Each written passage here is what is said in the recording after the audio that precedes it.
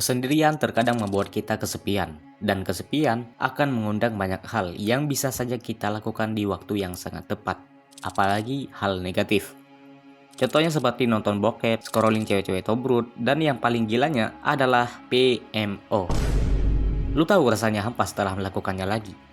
Tapi apa jadinya kalau energi itu bisa berubah menjadi kekuatan yang luar biasa? Misalnya ketika lu gagal dapat pujaan hati, atau habis ditinggalin oleh seorang wanita, lu pasti akan kehilangan beberapa energi dalam tubuh lu, karena lu merasa down saat tindakannya melukai hati lu. Tapi apa yang akan lu lakukan setelahnya? Melakukan hal yang bisa menguras energi lu dengan lebih, atau lu berusaha buat ngumpulin balik semua energi yang hilang itu?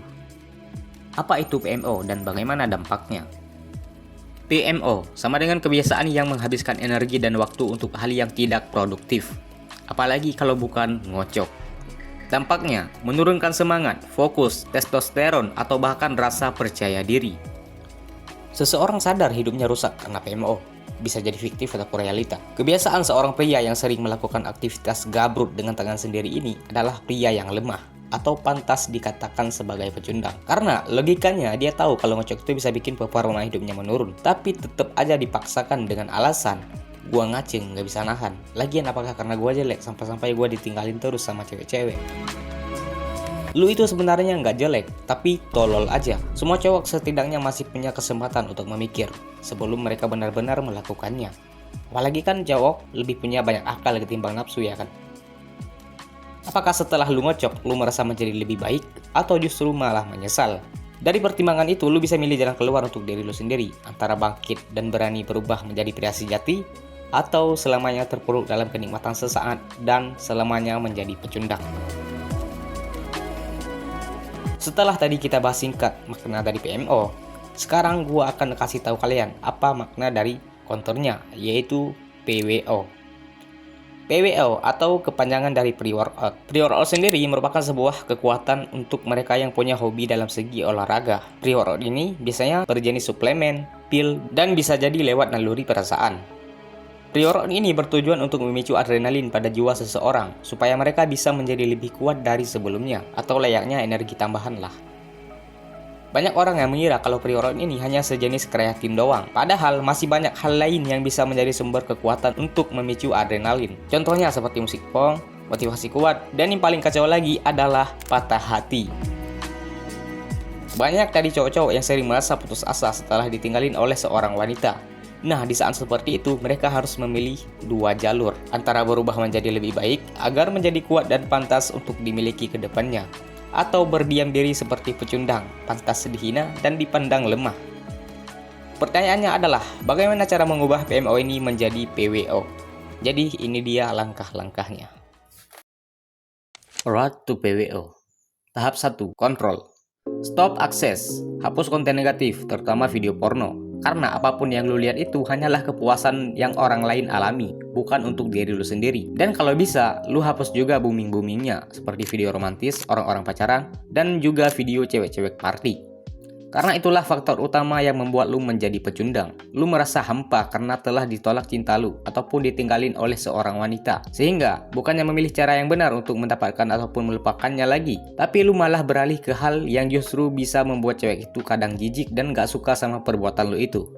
Ganti trigger dengan kebiasaan positif. Nah, untuk mengubah rasa sadar diri lu itu menjadi rasa percaya diri, lu harus melakukan berbagai macam hal yang positif, terutama adalah olahraga. Karena kebanyakan para cowok yang biasanya ditinggalin sama ceweknya, lalu ketika mereka merasa gagal dan gak pantas buat siapapun, disitulah mereka mulai mengubah pola pikir dan pola hidup mereka.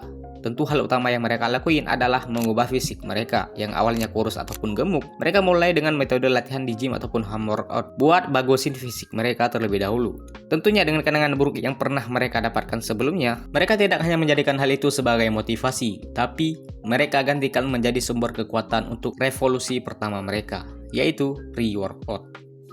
Tidak lupa juga, selain mengubah fisik menjadi lebih bagus, lu juga harus ngasah isi otak lu dengan menggantikan isi pikiran kotor lu itu menjadi lebih jernih, yaitu dengan cara meditasi.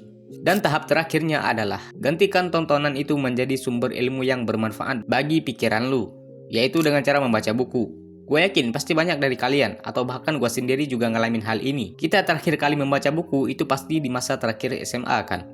Apalagi di zaman sekarang ini, lu punya peluang lebih besar dan banyak manfaat yang lebih baik dari membaca buku. Alihkan energi ke hal yang produktif seperti gym, kerja keras, bangun bisnis kecil, dan belajar banyak hal baru. Transmute energy. Lu ubah dorongan seksual itu menjadi tenaga semangat buat hidup lu. Awalnya emang sangat susah, bahkan susahnya di metode ekstrim. Tapi lu mikir gini aja, kalau orang lain bisa, kenapa gua nggak bisa? Dorongan itu bukan musuh buat lu, tapi itulah bahan bakarnya. Build disiplin. Gunakan narasi motivasional ini dan visual progres fisik dan latih mental lu biar makin kuat. Gue jamin, setelah 1 bulan lu berhasil konsisten dengan hal ini, lu pasti merasa menjadi lebih baik dari diri lu sebelumnya. Perubahan setelah 30-90 hari, pikiran lu jauh lebih jernih, tubuh lu jauh jadi lebih kuat, percaya diri jauh lebih meningkat, dan muncul rasa kendali atas diri lu sendiri. Dari lelah menjadi disiplin dan bertenaga. Lu yang awalnya terus merasa kurang percaya diri, gak pantas buat siapapun, dan selalu merasa seperti pecundang, kedepannya lu bisa menjadi lebih percaya diri, menjadi lebih kuat, merasa bodo amat sama orang yang gak suka ataupun suka sama lu, dan terakhir, lu bisa sepenuhnya menjadi pria yang penuh dengan tanggung jawab, dan bangkit dari kegagalan. Kalau lu punya niat serius untuk berubah, coba terapkan hal ini kepada diri lu. Semoga bisa membantu buat ningkatin pola hidup lu menjadi lebih baik. Dan komen apa tujuan lu untuk berubah dan siapa orang yang menyakiti hati lu saat ini. Oke, sekian aja dulu video gue kali ini. Kalau memang ada salah kata dan topik dalam pembahasan, mohon dimaafkan. Koreksi gue kalau salah. Sampai jumpa di video selanjutnya.